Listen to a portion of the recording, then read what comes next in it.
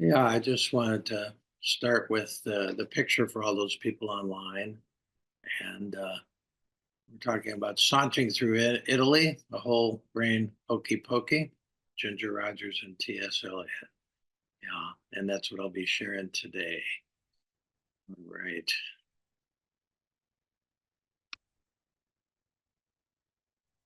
We're back. Thanks to all of you for showing up today. We had a meditation already for those people who made it early, and now we're going to uh, go into this talk, really the heart of what I experienced uh, with 16 days in Italy. And I'm going to rely on three journal entries pretty much to paint the picture of what I mean by kind of whole brain hokey pokey and where Ginger Rogers and T.S. Eliot come into it. I brought with me a couple of databases of wisdom. One was the book Whole Brain Living, and I'm going to put up uh, for people, especially online, but all of us here too, just a little cheat sheet on that.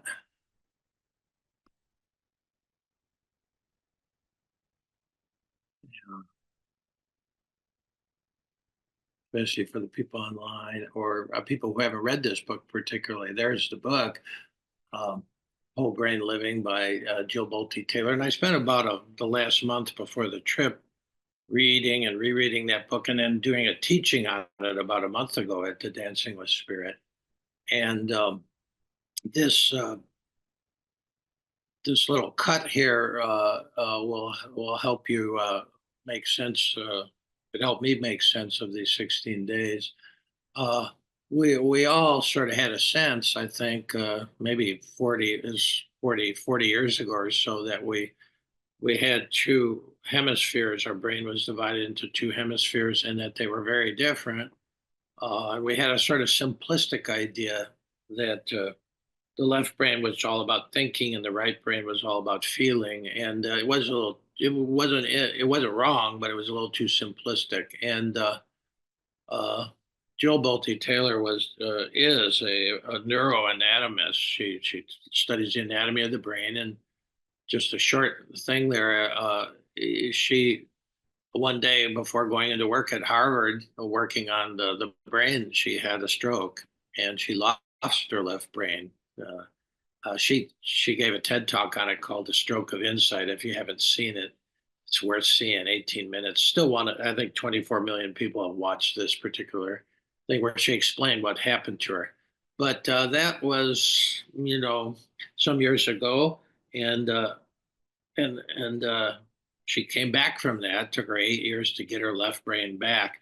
She never got the first 32 years of her life. The emotional left brain was wiped clean. It was sort of like your motherboard and your computer is just totally clean.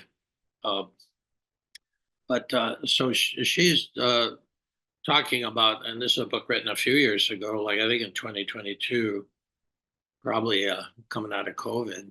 She had time to write, and she she got more subtle about it. And she saw that each side of the brain, uh, the left and the right, also had an emotional component, which would be character two and character three. There, it's a little bit more subtle, and that emotional lower brain, that coming right out of the brainstem, as you can see, that's the brain we had for the first 6 months of our life.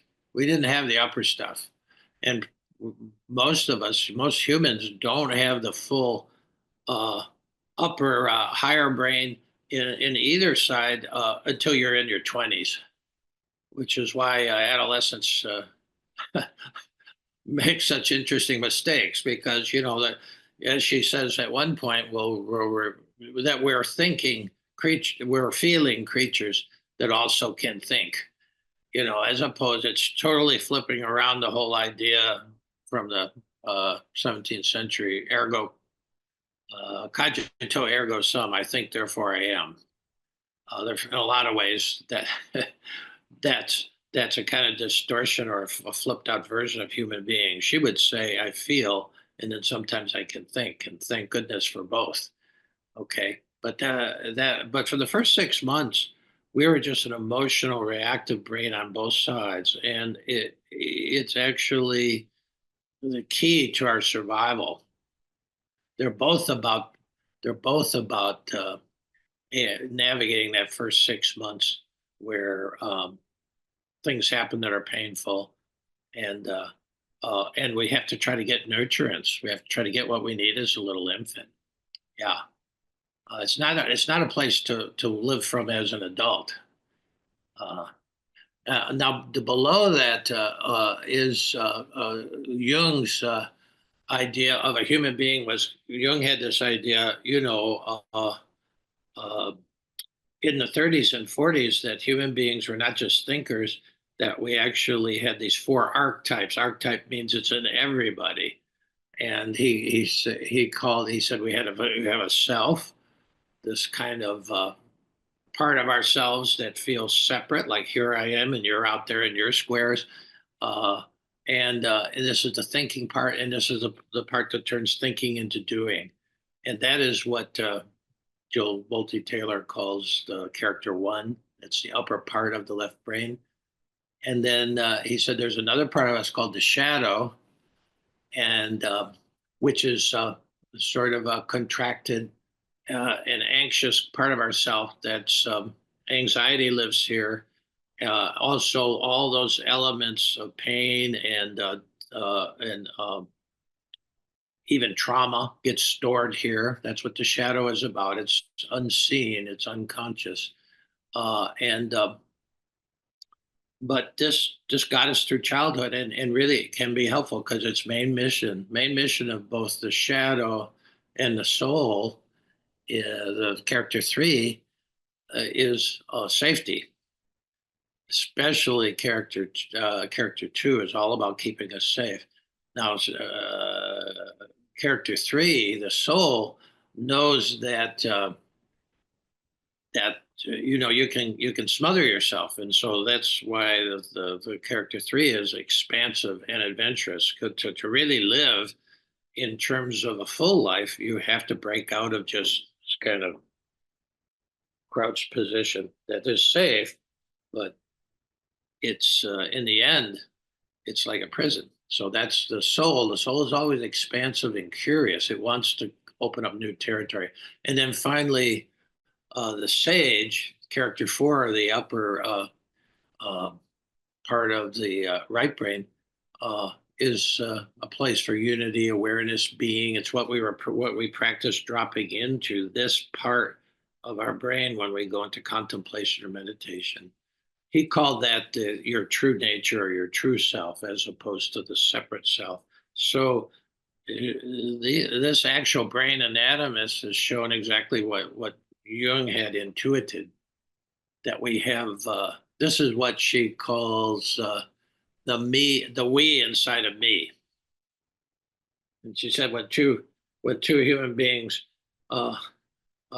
meet and are in relationship, there's really uh, eight people there, the four parts of each of us, the four characters of each of us. Then you got eight, and if you're both coming out of uh, your shadow self, which happens when you get in an argument with somebody and you both get triggered, that's a difficult situation. Anyway, this is good enough to give you an idea of the stuff I'd been studying for months. And if you have no idea about the whole of about her book or about her experience of losing or living in her right brain for 5 weeks with no left brain, watch the Stroke of Insight, the TED Talk, or check out the book. I think it's worth checking out. All right, well, I'm going to get that off. That's just to start us there. Give us a little background in case you don't have it. Now, I'm going to just go basically uh, read you three three entries in my journal. I made an entry every morning of the 16 days, and mostly just to find out really what was happening to me. When you go on a trip, so much happens, and so that's why I always keep a journal. And so I'm just going to read these three entries. The first entry, it was actually before I even got to Italy. I was at the five of us were at Mary Wright's uh, lovely retreat house up in Michigan City, and getting ready to go up to Chicago and then take off from O'Hare. But so it starts uh, with talking about Jill Bolte Taylor's book, and I said that is more than anything, it raised an existential question for me. The practices are very helpful, but the big question it raised for me that I chose to bring along with me on the trip to Italy was this. I really wanted to know what gets in the way. What gets in the way of my innate capacity to live in peace, joy, and love?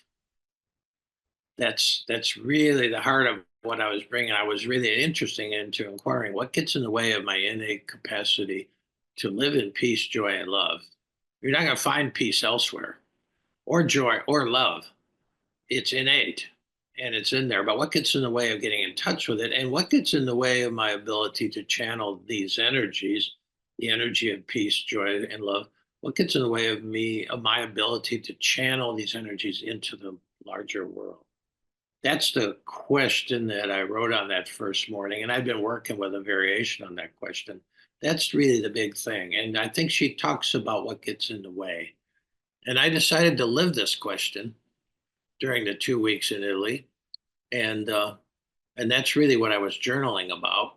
Now, in Michigan City, everybody was still asleep, and I was in uh, the blue room there in Mary's house, and I wrote. I had started every day with a meditation period, and then I would read either before or after that period. I'd book in there with reading a part of T.S. Eliot's Four Quartets, which I had read 30 years ago as a maybe 40 years ago, somewhere in my 30s and 40s, and I liked it a lot, but it just came back into my hands one reason or another, and so I was taking along on the trip.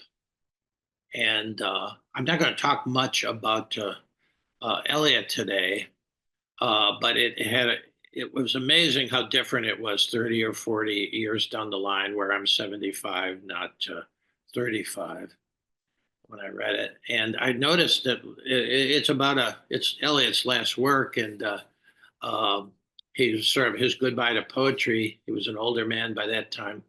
I'm an older man now reading it, and he wrote four poems that took up about 50 pages. It's just a small, thin little book, but I think I'll be reading it for the rest of the way at 75. But so I included, before I wrote the thing, just a little snippet of what I read this morning. And so uh, this is what I read that morning when I wrote my first entry. Really, old men ought to be explorers.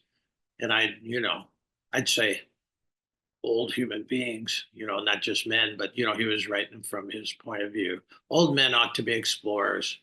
Here or there does not matter.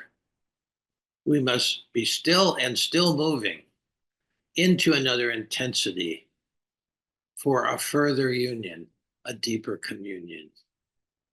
All the way through the book, he's going really from time and space to eternity and infinity, because he was facing it. Anybody, when you get to be 75, if you're paying attention, or even 60, you're paying attention.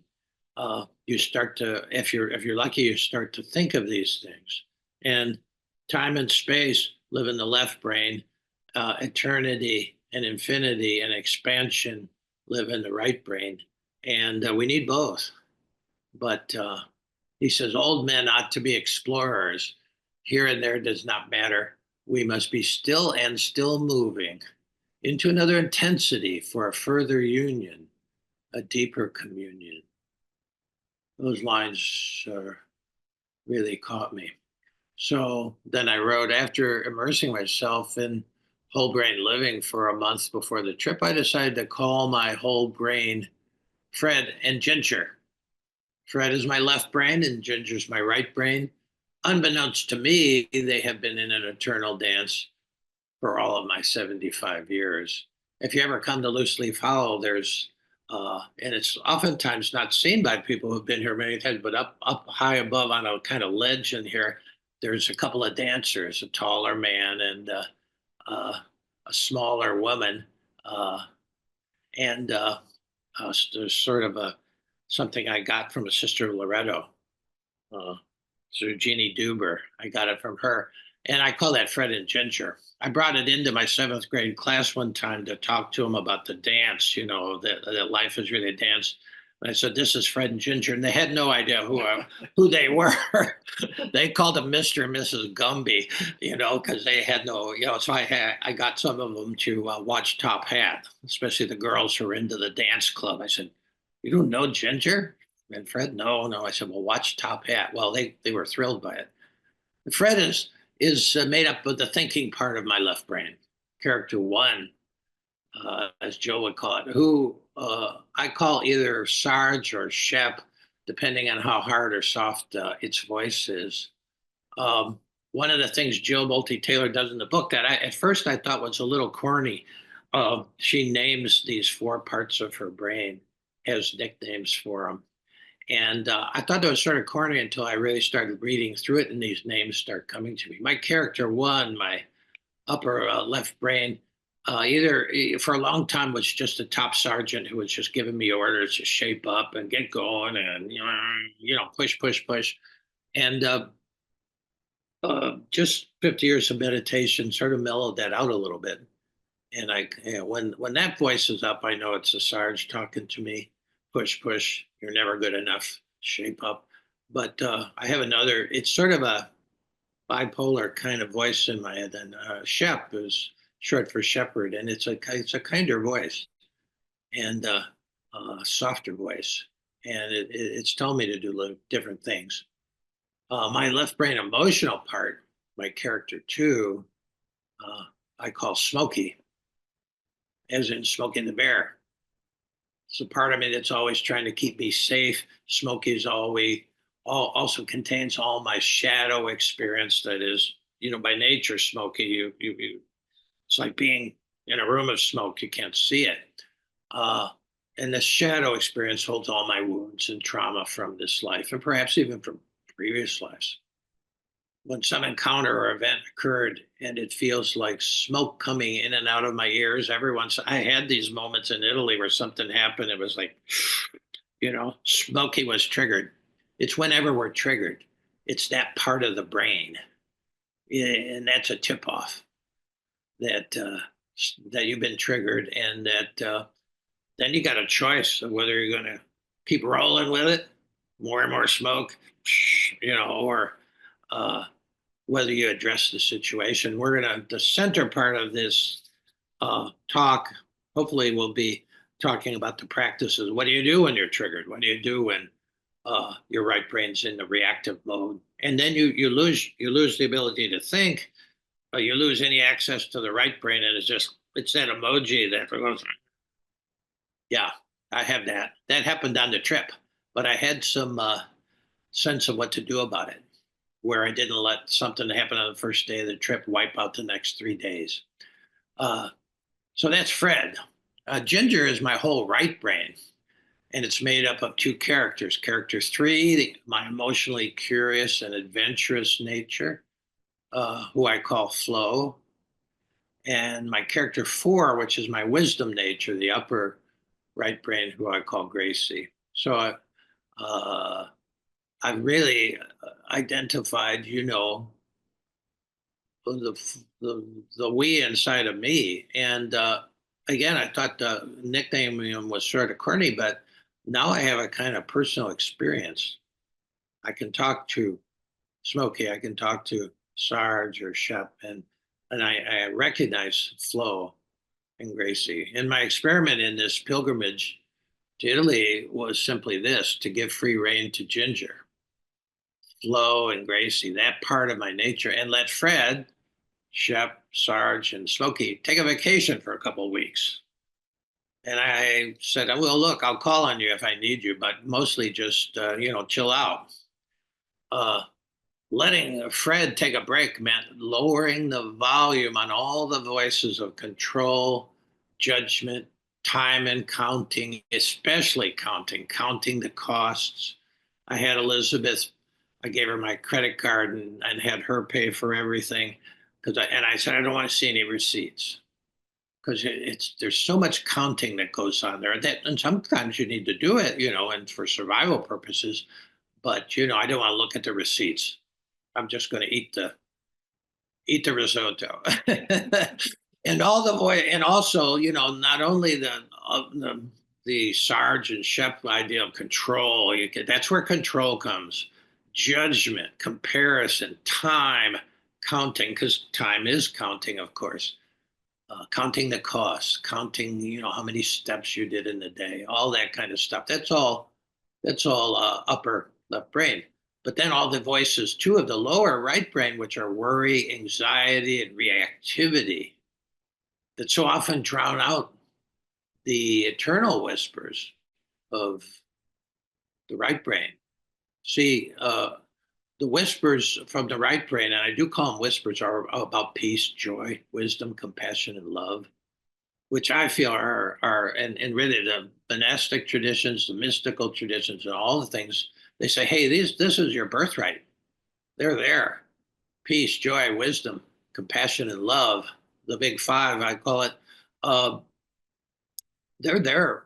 That's what when Srigo Rinpoche says rest in natural great peace. It's not elsewhere. It's not just the way events are. It's how you could have a center of peace when everything's going to hell all around you. It's possible. Dalai Lama had it. Jesus obviously had it. The Buddha. Yeah. So but it can be drowned out easily because those voices of the left brain are much louder and shriller. Control, judgment, time, counting, worry, anxiety, reactivity. It's awful loud. And if it's running all the time, it's very hard to hear the voices of the right brain, which are more like whispers. That's why we're actually accessing the wisdom of the character four when we sit. And that's why silence is so important in meditation in all traditions, you see. Let it sort of calm down. So that was really what I was going to do. I was going to throw in my lot with Ginger, the right brain. And uh, and I said, I wrote, for once in my life, Ginger will be the one who leads and Fred will be dancing backwards in high heels. I expect to make a lot of mistakes and have and regressions during the time, but hopefully uh, they'll be short lived. And that was true. I got reacted every day, multiple times. I got reacted for one thing or another because shit happens and it hits your shadow. Your hurt locker, more or less, is what I call the shadow realm. It's your hurt locker. It's where all the hurts are, and things happen that remind you of those. And boom, all of a sudden, smoke coming out of my ears. And but they were more short lived because I was tuned in, saying, "All right, Smokey's here," and then I'll talk about how I work with them. Uh, Now, later, much later in the retreat, towards the end, this was an entry, and the T.S. Eliot wisdom that I read that morning. Let me disclose the gifts reserved for age to act, uh, to set a crown upon your lifetime's effort. Yeah, that short line was startling. Let me disclose the gifts reserved for age to set a crown upon your lifetime's effort. And I was musing on this writing about aging, contemplative aging. When I gave the grace and aging kinds of retreats that I did some years ago, I would always begin with the question, how does aging feel to your heart? Most of us had never explored that. The more I explore the different views of aging, I get from my left and right brain, from Fred and Ginger, the more I see starkly different views of aging, mortality, time, eternity, and divinity. Um, and part of this background reason we went through O'Hare is that I could see my brother-in-law, my big brother Jim, who's he's in transition now. He's in hospice. Some of you know about this. He's all right. He's better than he was in the hospital, but he's got a breathing tube all the time. And uh, I wanted to see him, and he was there at the beginning, and he was there at the end. And he's 10 years older than me, so I'm really looking at you know how it goes. And now at 75, I need help sometimes getting up from my seat, if it's especially low seat. I have a noticeable curvature of the spine. I have age spots. My sense of balance and hearing aren't what they used to be. At 75, my body is like an automobile that has 250,000 miles on it. Lost its new car smell. It's just the way it is. Now, the Fred side of me is horrified, terrified, and humiliated by all of this. There's that moment of looking in the mirror in the morning. Just, oh my God. And Fred's hell bent on doing what we can to reverse it all, or at least to keep the vehicle chugging down the highway. And that's not bad. I don't. You can't reverse it. But I like the highway. I like being here with you, and I like to keep chugging. But I'm not horrified by it. I'm not terrified by it. On the other hand, the other side of my brain, Ginger, accepts the wear and tear on the vehicle. She's more interested in how one evolves from, and this is a term I got from a Jewish rabbi. He talked about to go from aging to saging. That wisdom that's inside. That Vivienne here said it a couple of talks ago. She says, as you lose your abilities of the body and sometimes the left brain, the mind, you can explore those inner abilities, and they can get stronger. And the idea of the image of going from aging to saging. Ginger feels a compassionate, humble ripening and a kind of a delicious feeling of liberation from the narrow horizons of our youth culture. I mean, this is a youth culture. The Red Hat Society of Women do this. They're sort of going with their where they are. They're not ashamed of being, and just the liberation of if you keep trying to stay young, which is our culture, drive you crazy, and it's sort of narrow. Indigenous cultures see aging as a path to saging, and they look to their elders for guidance or wisdom. In our culture, if you're old, you're sort of invisible. You know that, if you're old. Modern materialist culture worships stuff, gadgets, apps, speed, machines, AI, and most of all, staying young and looking young. Modern culture is obsessed with time and counting. We keep talking about Haiti being the poorest country in the world and Elon being the richest man in the world. It's not true. It doesn't fit Haiti, and it doesn't feel, he's not rich at all. He's got, counting. He's got money on a screen. He got light on the screen. Indigenous culture opens its heart wide to the mystery, eternity, divinity, and wisdom in a kind of prayerful humility and gratefulness. I gotta say, this is the best trip that I ever had in my life, and I'm much more grateful for everything after doing this whole body work for the last month and a half or so. So it's two different ways of looking at it as you age. Are you going to just keep counting the calories? I was surprised when I came home. I lost 8 pounds, and that was just, all right. I just wanted to see, because we were walking, a lot every day, eating like field hands. Through the Fred part of myself, our beginning is our end. The moment we're born, we're heading towards death. To Fred. To Ginger, our end is our beginning.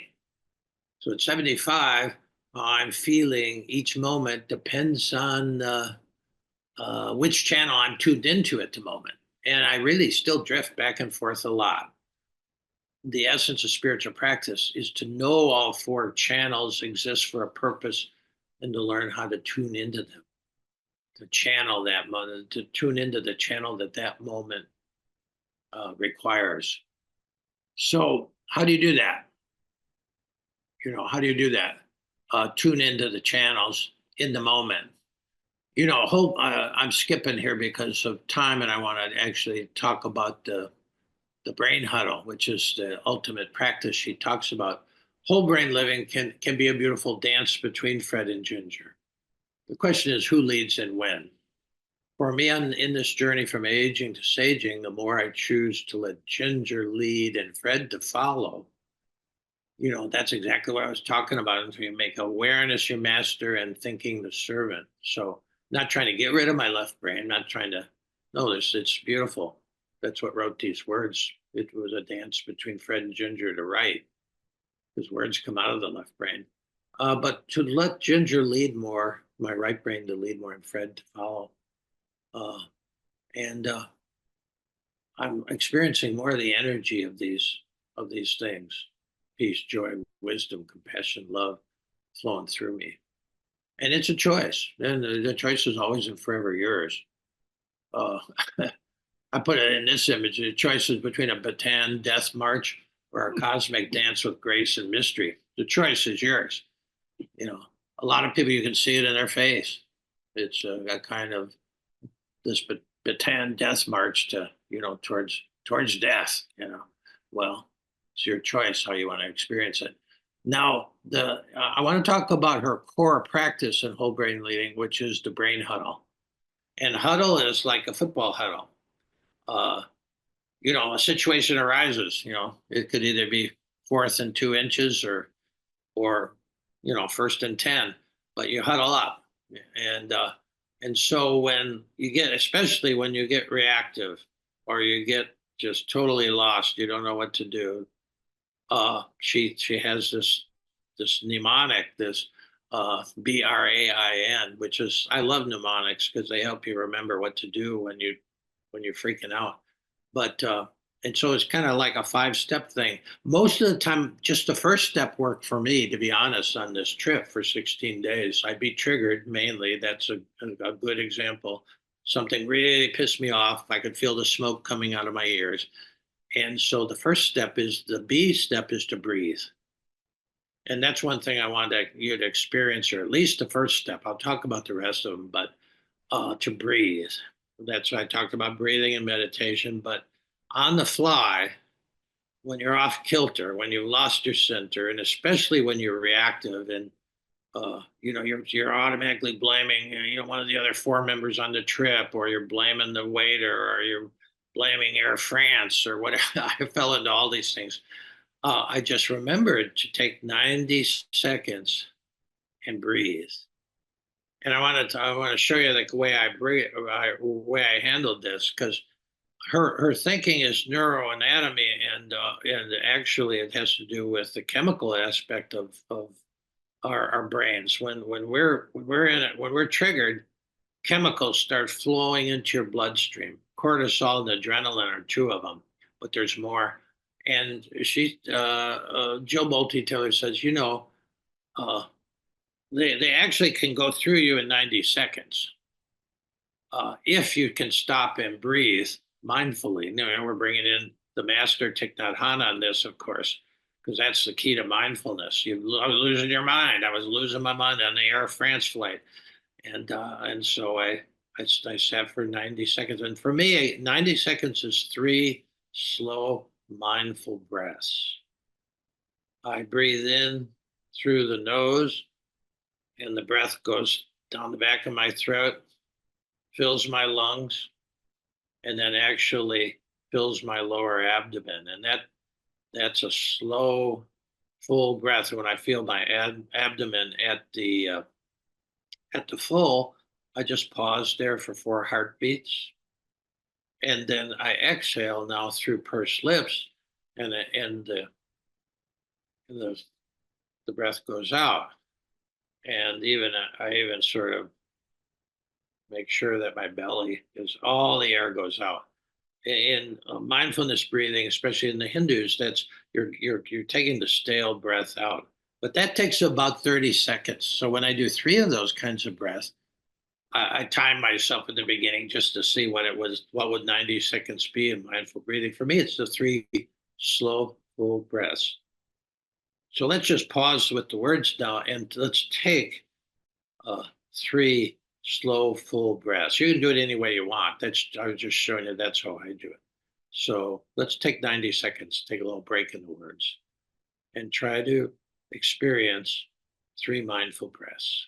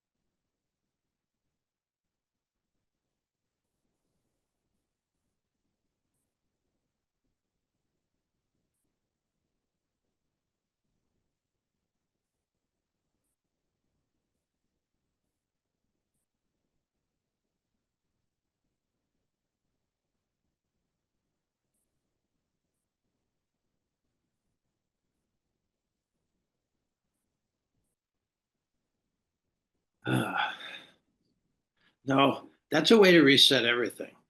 She calls it a kind of reset. For one thing, you're pausing uh, rather than cranking out more of the scenario that's got you upset. And I lost a half a day in reactivity of the 16 days. I wish I could get it back because it was about the third day and something happened and I just kept running the scenarios, in which case you're pouring in, you know, pouring in more and more of that cortisol and adrenaline. You really got nothing to do with it. That's for running away from, bears and stuff. And so I wasted about a half a day in reactivity with smoke coming out of my ears. And then I said, oh shit. And so then I breathed 90 seconds. And then the second thing, the R for recognize, I recognized which character was in the room. Even though I was working on this, I've been studying it. All of a sudden, you've lost a half a day in reactivity. Hell, I've lost weeks in the clouds, weeks, sort of, under cloud cover in my life. Some people have lost more than that, but I recognized, oh yeah, okay, Smokey was running things. And then, so that's the R for the brain huddle. And that was enough for me. But she goes on because sometimes it's not so simple. And so that's the B, that's the R. The A is then you appreciate whichever character is present, which is hard for me. I had to learn how to appreciate this reactive part of my left brain emotional system, which really causes me it messes with me all the time. You can appreciate your first character one, which masters and manages time and space, events, schedules, helps us survive. Smokey shows up to protect me. And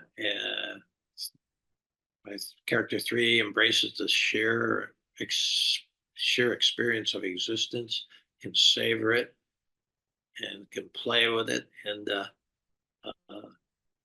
they're the two and three are both children, and one is the wounded child, and the other one's kind of the playful, curious part of yourself. And then the four, your wisdom, a part of your brain is just rest and without judgment and peace uh, of all that is. Uh, so you appreciate them all, and then you sort of look into them a little bit. That's the inquiry part, the I, and then the N is you find a way forward. You navigate it. Uh, I didn't often go through. A couple of times I went through the whole thing, but most of the time the breath just cut it and reset it, and then I was back. And then sometimes I had to deal with judgment. I had my own little thing of working with judgment because I was judging myself or judging somebody else, judging the airframes. Yeah. But when I recognize and appreciate and consult the we inside of me, uh, somehow um, everything gets better. Yeah. Yeah. So we're sort of at the end of our time. I just read you the epilogue here, which was the last thing I wrote. And again, this was when I got back to Loosely Follow. The quote is from T.S. Eliot. He says, "We shall not cease from exploration. And the end of all our exploring will be to arrive where we started and to know the place for the first time. We shall not cease from exploration. And the end of all our exploring will be to arrive where we started and know the place for the first time, to be able to know who you really are. You know, there's the we inside of me to actually keep exploring that. Uh, Besides being a spiritual hokey pokey, this 2 week saunter through northern Italy was also a hero's journey. In the inner dimension, I was exploring the four characters inside my own conscious and unconscious whole brain hemispheres. Reminded me of what Joseph Campbell liked to say often, talking about the hero's journey. He'd say, "The privilege of a lifetime is realizing your true nature and being what you are." Yeah. And the true nature is what we really are. It's the peace, it's the joy, it's the wisdom and compassion, it's the love, the big five, as I call them. And to be able to realize it and to be that, and exploring the things that get in the way is what she shows us how to do and how to actually navigate yourself back in another direction. Hokey pokey means to turn yourself around. Uh, the first uh, the first word that Jesus speaks in the first Gospel of Mark is first. His message is repent, is the way it's translated in English, but in Greek it was metanoia, and metanoia on one level means just to turn around. Like for instance, if I wanted to go to Louisville from here, I'd head straight north on I-65. Uh, but mostly we're heading south on I-65. You could get to Louisville, but it'd be about 24,000 mile trip. And so the idea of, turn yourself around. And when you're in reactivity, believe me, then you need a turnaround. And when life is getting small and claustrophobic, you need to turn it around and experience the expansive nature of it. Yeah. You don't need to leave home to take the hero's journey. You don't have to go to Italy or anywhere. You don't have to go to India. But you do need to cultivate some type of regular contemplative practice to explore and know your whole mind and heart. It really feels like as if for the first time. Yeah. Well, all right. We'll take a 15-minute break. And when we come back, we'll do some exploration. We'll come back for another sitting. So take a break with this. Um, as always, if you want the notes from this, because I skipped about half of what I had, uh, yeah, I'll send them out to you. Just let me know. I normally send them out to the people who show up anyway. But if you don't get them, if you want them, just let me know, and then we'll come back at about 15 and actually do some exploration, do some contemplation and meditation. All right, see you in a bit. Thanks. Thanks so much for listening.